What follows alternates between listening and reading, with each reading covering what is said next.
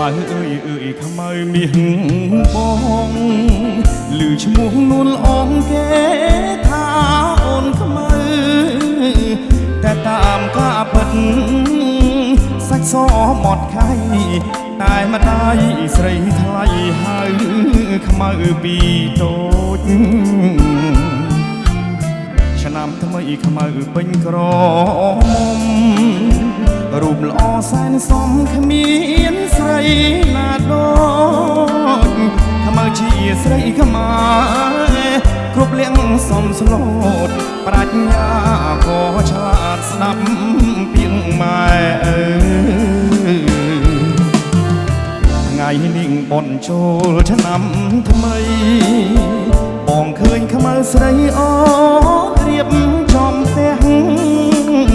បោះរៀនទេវតាដាក់ផ្កាថ្វាយព្រះដាំស្លរូតរះជូនម្ដាយទៅវត្ត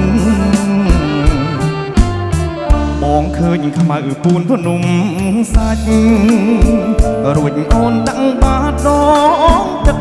ស្រង់ព្រះជួនញៀងឃើញបងញញឹមសែនស្រស់អូនខ្មៅតែឈ្មោះសាច់សដូចសំឡី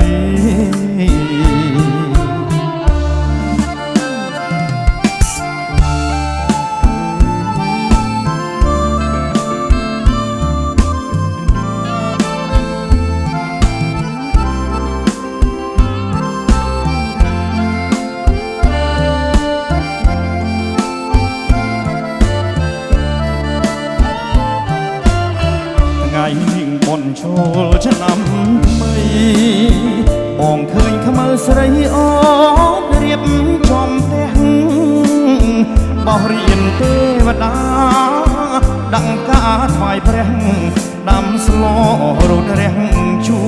នម្ដាយទៅវត្តបងឃើញខ្មៅពូនភ្នំសាច់រួចអូនដាក់បាតដងទឹកស្រង់ព្រះជួនញៀងឃើញបងញញឹមសែនស្រស់អូនខ្មៅតែឈ្មោះសាច់សដូចសំឡី